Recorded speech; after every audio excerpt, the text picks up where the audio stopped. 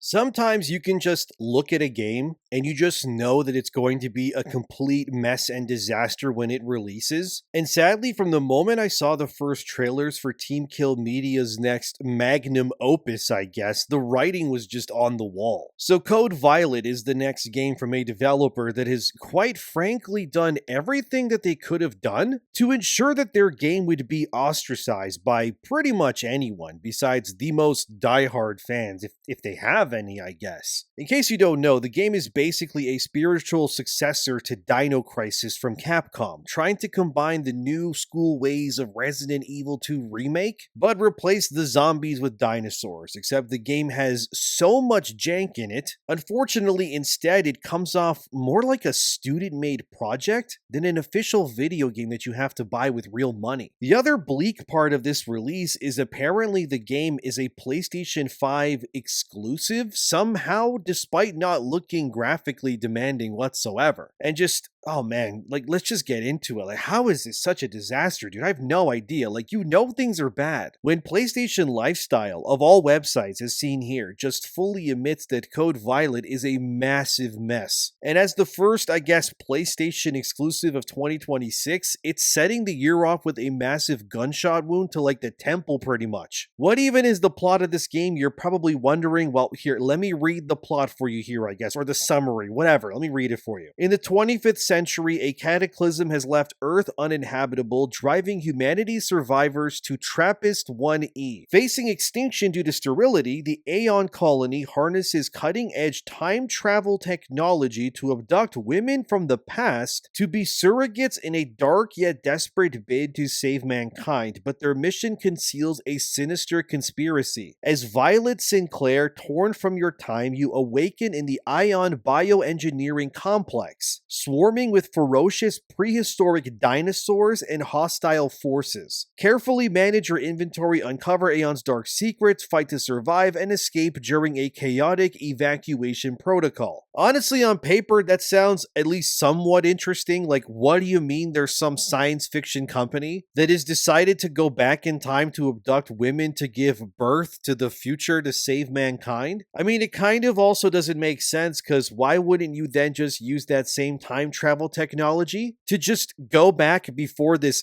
cataclysm thing happened with evidence and then like tell the world's governments, hey guys, we're from the future, so like the world's gonna end and we're gonna have to start abducting our own women into the future to like save the world. Also, there's dinosaurs somehow, but like maybe instead can we just work together with this knowledge from the future and stop this all from happening? But I guess if we use logic, we wouldn't have dinosaurs, so really what even is the point of the game then? It's all about dinosaurs in the end and hot babes running around in pure janky gameplay, I guess. You're probably also noticing this game's camera angles are not very good, and the use of darkness is more annoying than it is atmospheric. And yeah, that's kind of a problem with Code Violet the entire way through. Like, some reviews are out here for the game officially, and they're not looking great, I gotta say. As Metacritic shows here, Code Violet has 4 reviews as of me writing this, and yeah, it's at a 40% out of 100, which is not good for your first, I guess, big PlayStation exclusive of the year. It's actually horrible, a disaster like I said, and I'm starting to question what the actual hell is going on over there at Sony. Because how did nobody review this game internally and realize that this would reflect badly on their platform like this by having this available? Sony should know if a game is released as an exclusive that it will be obviously then associated with their platform. I don't know about you, but you probably don't want a 40 out of 100 Metacritic game being something that is tied to you guys specifically. This is worse than Forspoken or Lost Soulside even. The game is desperately trying to bank on like its attractive female character model, and that's pretty much about it really. Like, IGN also gave the game, like I said, like a 4 out of 10, man, and here's what they said in their opening paragraph. The best it can give you is terrible third-person shooting, boring level design, and technical blunders that make stalking through this futuristic bloodbath feel prehistoric. Yeah, it's not going well for Code Violet, guys. It is interesting though that Team Kill Media, which made this game, are now kind of 2 for 2 now when it comes to overtly ambitious third-person shooter games that fail on like all fronts pretty much. In case you don't know, they made another game called Quantum Error, which was released in 2023, which was made by the same people obviously. It starred a character named Jacob Thomas, who was a firefighter who has to defeat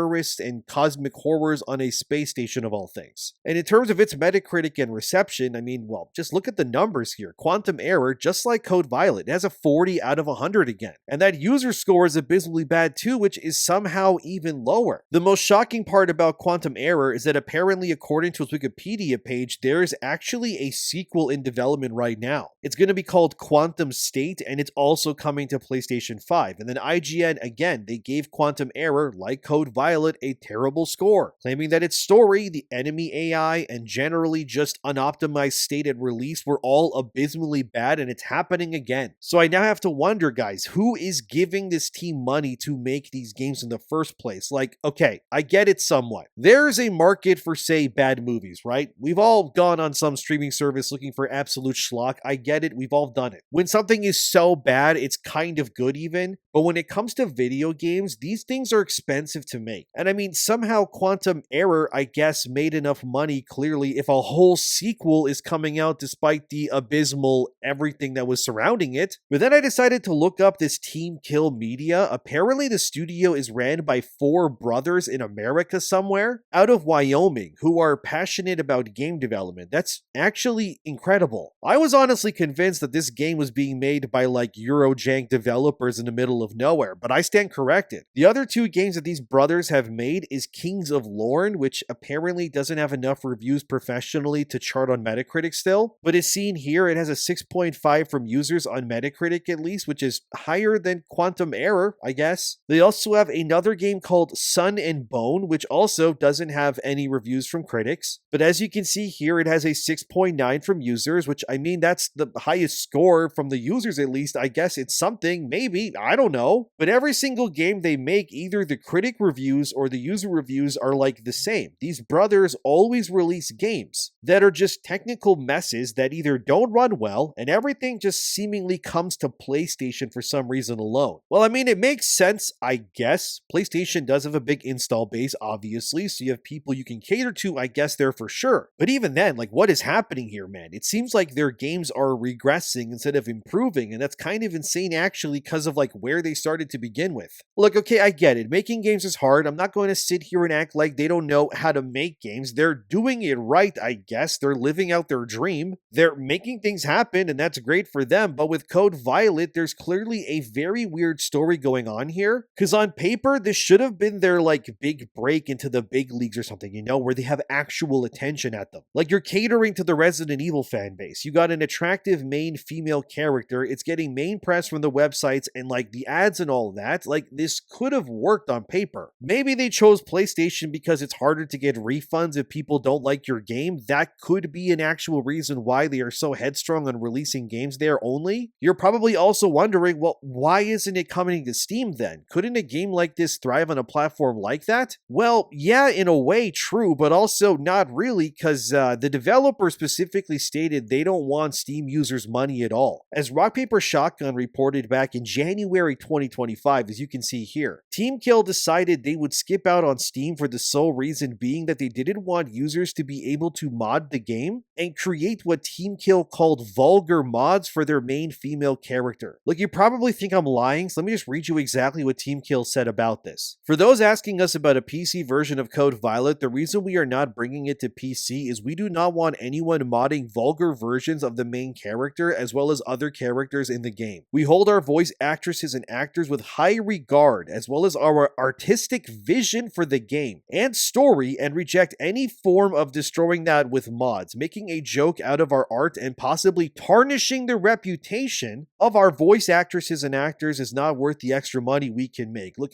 I don't hate this developer, okay? I got no real ill will against them, but like, guys, what are we talking about? You hold your actors in high regard and don't want the characters they play to be tarnished. I mean, okay, I guess to a degree, but like, you then say at the end there that mods would tarnish the reputation of the voice actors? What? You guys realize your games don't review well, right? Like, at all. This would make sense coming from an esteemed developer who was considered amazing and full of quality and like tried and true releases, but you guys made Quantum Error for crying out loud. You're not exactly out here making high art that is considered the Leonardo da Vinci level of our time like you think it is. This new game got a 40 out of 100 on Metacritic. Like, you can't be out here thinking that you're From Software when games like Big Bumping featuring the Burger King mascot guy is seen here on Metacritic is scoring higher than anything you've made so far. Like, I'm not even trying to be mean here, guys. You gotta have humility is what I'm saying. What's wild to me is that from your statement there, you guys hold your actors apparently in high regards. That's your words, not mine. But then you clearly diminish their work by subjugating it by being involved with the slop that you guys are making instead. And what's crazy to me is that you hold your actors up high, but you clearly don't feel the same way about your customers. Because you're releasing games that don't run well at all, releasing for real money, obviously, and then expecting people to buy them anyways. Like, look at this, guys. This Code Violet game is somehow $50 at release. In what world is this an acceptable price for something that is being torn apart by critics because of the technical state, the story, the animations, and then some? And then that user score on PSN isn't helping them either. 2.92 out of 5 is a bad score. As someone who plays primarily on PlayStation, when games reach scores that low from user reviews, it's almost always because the games are AI slop or the games were deceptive in their marketing to get people to buy them in the first place. I guess Team Kill figured all they really needed to do was make flashy trailers that showed the game working in a technical state that it would not be available at launch, and then just put an attractive woman who, by the way, from the footage you're seeing this entire time, you're probably noticing that the main girl can also be made to wear like all sorts of outfits, some even revealing too. So I'm kind of confused. Like, walk me through this so I understand better, please. You don't want PC players to make vulgar mods of your in-game character models, but you're totally fine putting your own characters in your game in those kind of outfits and even positions that are just as suggestive or lewd. Like, I feel like I'm being trolled here. Like, am I? Because I don't see how this argument works at all here. If your outfits in-game were not lewd to begin with, this would make more sense, but that's not the case. Like, there's one outfit in the game as seen here, which I gotta censor for YouTube, but the main girl is basically wearing a swimsuit with like her cheeks out in full view. Even in the game trailer thumbnail, as you can see here, she's wearing basically lingerie into battle pretty much. So you value the integrity of your people that you work with to not put them in vulgar outfits, but then you then do the same. Yeah, I don't really buy this. I think the real reason why they honestly don't want to release the game on Steam is pretty simple. Firstly, Steam has a much more flexible refund policy, which means that Team Kill's games would likely make no money at all pretty much because so many people would be able to refund their games very easily. Secondly, they don't want to do it because Steam has publicly available data on how much a game was bought or played in real time, which if Team Kill did that, the number could maybe not be very high, so they avoid that to ensure that actual player numbers of their games are kept more secretive. And thirdly, and I think this is the most likely reason, is that if the game were released on Steam, Team Kill couldn't make as much money from those DLC costumes, because Steam users could easily make better ones for free and then make them available via Steam's workshops for users to use, which would in turn make the outfits available as cosmetics to buy virtually pointless if they release it on Steam, because people could just make their own outfits anyways. And lastly, I think the other reason why the game doesn't come to Steam is pretty simple too, because users could mod the game and fix the many problems of this development studio's games, which would then probably make the developers seem even more incompetent than they are right now, I guess, because clearly everything they've released so far has been, well, not exactly worth the asking price. Because again, Code Violet is retailing pretty much for the same price as something like Arc Raiders or Clair Obscur even, despite the fact that Code Violet, according to playthroughs online, the game only averages roughly like 4 or 5 hours max per playthrough, which is ludicrously low for the asking price. But I can already hear people say, but it's like Resident Evil and Dino Crisis. Capcom games are short too, but priced further. Yes, you're right, they are. But are we really going to compare the actual AAA quality of a Capcom-led Resident Evil game where the controls and the mechanics and the graphics and the actors and the environments and so much more are obviously operating at a level that is undeniably far higher than what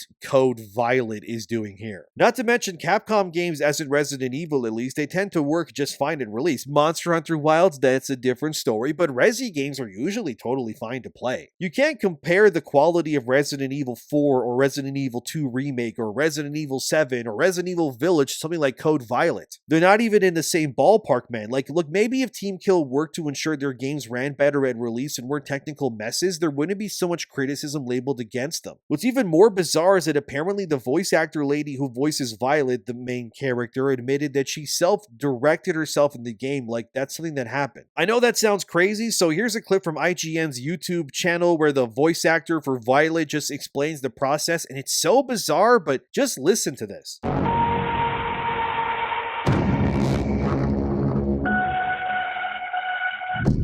So my inspiration for the character, I would say I was really inspired by Abby in The Last of Us Part 2, but before she's like a trained military expert like a super strong badass character. So she's kind of more like Lara Croft at the beginning of the Tomb Raider remake, somewhere in between those two characters. I was definitely inspired by Laura Bailey's performance.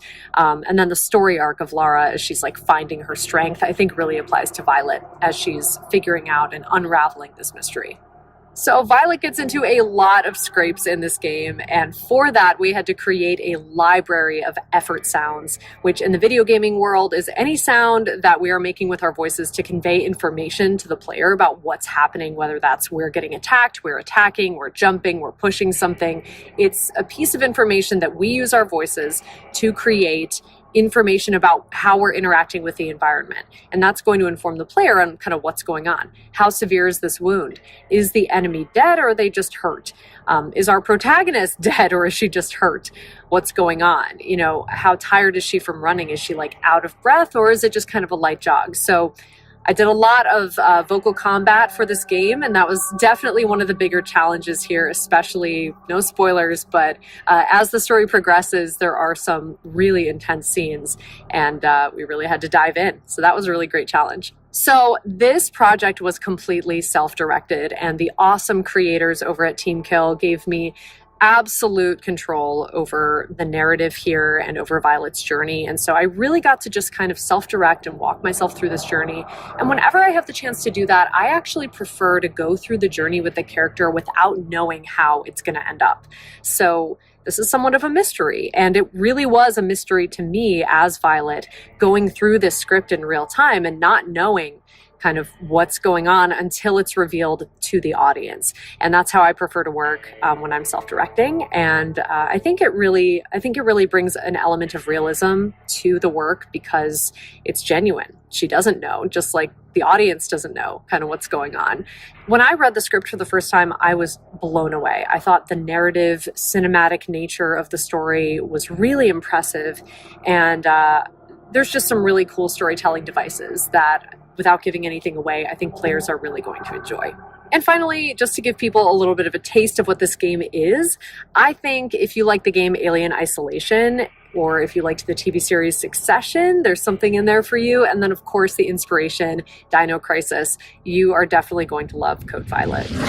So she self-directed herself in the game while not knowing where the story was going, and she did it on the fly. All right, I guess. But I'm not sure if the result was worth the effort, honestly. I'm just so confused by this game as to how this all came to be. Like, you firstly pushed to only release your game on PlayStation. Obviously, like I said, they're probably mass criticism and have harder ways for refunds. And then you spit on the faces of Steam users because you know they would eviscerate your game publicly and tell you how it is and have effective ways to portray how poorly optimized your game is, or how it runs terribly and plays bad too. So you hide yourself from the biggest PC platforms, and that just comes off as really shady to everyone, which makes sense. Like, nothing here makes any sense at all from a genuine standpoint. Like, you know what I mean? If you knew your game was great, then you wouldn't be hiding it from others. Like, that doesn't make any sense. There's no reason why Code Violet needs to be on PlayStation 5. Besides, unless there's some weird exclusivity deal that's in place, but I think the real reason is simply if they did release it on Steam, or hell, even say the Switch, their reputation would be outright ostracized by these platforms completely due to the quality control alone. Which honestly makes me embarrassed, because why would Sony be okay with this game being there then? Probably because they just don't know or care, honestly. Because they also had Quantum Error release as well there, but clearly that did well enough to somehow warrant a sequel for Team Kill, and Sony likely just doesn't care since they made money from it too, of course. But if that's the case, that's also shady, you know what I mean? Because it means that Sony is okay with allowing these developers who are deliberately releasing these, they're bad products that don't run or play well on purpose to these unsuspecting customers. I don't know, man. This just comes off as really weird to me is all. Like, they are, as in Team Kill, are tanking their own reputation simply because they want to make money and I guess be shady about it. Like, you only have to look at the dinosaur animation in game of the enemies and it all starts to make sense. Like, dude, look at this part where the voice actor is trying to sell you the game. Look at how the raptor enemies jump. Just watch this. And a blood bag to recover the lost maximum health limit. Monitor health closely. Drop too low and a raptor can knock you down, disarming your weapon, leaving you defenseless against the horde.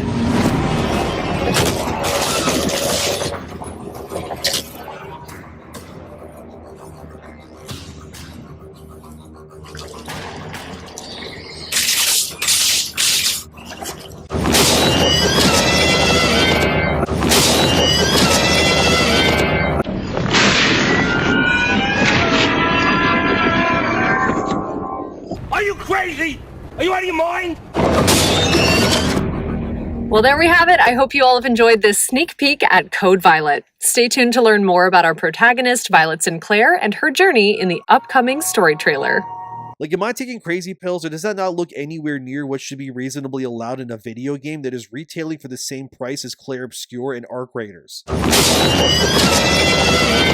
How is that level of poor animation something that can be okayed and shown unironically as a sales pitch in like a video? Like, we really have entered a state of slop, haven't we? Because games like this back in the day wouldn't even be allowed to be released due to quality concerns alone. Remember how Atari made so much slop it crashed the video game market back in the 80s? And then Nintendo had to create a system where they would scan every game being released on Super Nintendo to ensure that the game had the Nintendo seal of approval or whatever for like quality, to ensure that they had the buyer's trust. Like, Code Violet is instead, they're like those Atari games. There's no quality control or assurance here at all. This feels like those like these brothers who made this game as if they like finished their development and then they just immediately ported it without checking for any bugs and then went, please give us money, thanks, and that's it. IGN just kind of ripped into this game, as they said here, but almost everything you play through and watch in cutscene form is derivative, awkwardly animated and acted, and forgettable. Avoiding spoilers, even when things get truly bonkers towards the end in a similar fashion to developer Team Kill Media's Quantum Error from 2023, all the new and drastic revelations that should be monumental to the story at hand instead feel rushed and full of twists and turns that are either undercooked or entirely too convoluted. The very few other characters you meet are barely more than one-note exposition dispensers who you'll watch your hero Violet worry and cry over and never really understand why. Look guys, I don't know who this game is for, but it sounds like a money laundering scheme in the form of a video game to me. IGN then spoke on the main character, where they said this: Violet herself is a hollow shell with no motivations outside of doing what others tell her to do, as well as being incredulous and weepy when weird and sometimes difficult events arise. She's meant to fill a sort of Jill Valentine or Lara Croft archetype of tough gals that can think their way through most challenges and shoot their way through the rest. But while those two video game legends have agency and capability developed through their laundry list of heroic feats, snappy dialogue, and sometimes dense inner monologues, Violet's own thoughts about the happenings around her seem absent from most interactions. Yeah, so they just made a hot female protagonist on purpose just to sell the game, but forgot these female heroes also need to have personalities too. Well, I would wager this game is probably dead on arrival then. According to IGN as well, there's various background art in the game like oil paintings or just like assets. Stuff like soda pop machines like in the game world that according to IGN look AI generated, but they couldn't confirm that, but these assets apparently look completely out of place to them. And honestly, if Code Violet did use generative AI, which I'm not accusing them of, so relax if Team Kill is watching this, but it would make sense to not release the game on Steam then, since by necessity you would need to confirm if your game does use that or not when selling the game so customers know before they buy it. Enemies also apparently do not react whatsoever to getting shot according to IGN's review, which if you play survival horror games, the reactivity of enemies when you shoot them is kind of essential to the experience. Apparently raptor enemies and such can also get stuck in the environment, unable to reach you because of the geometry and physics of the world, I guess. And also dinosaur enemies can just disengage completely and forget about you if you just leave the room they're in and go somewhere else. So the enemy AI is bad too then, I guess. Yeah, I don't know, man. This just sounds like a disaster that was hoping to release without much critical reception towards it so the creators could cash some money off unsuspecting users, I guess. If Team Kill wants to restore their reputation, it would probably be a good idea for them to do that, because what's on offer here is just going to cause people to become even more skeptical of like any game they release in the future. And I mean, who can really blame them, right? Like, when all you've released apparently anyways are these bad games that don't run well and have terrible animations and then some, eventually like something's gonna snap, something's gonna happen here. Even G-Man Lives, a game reviewer, recently stated on Twitter that he thinks Code Violet is one of the worst games he's ever played, and he posted a clip of the game to show how bad it runs and looks like, and just watch this dude.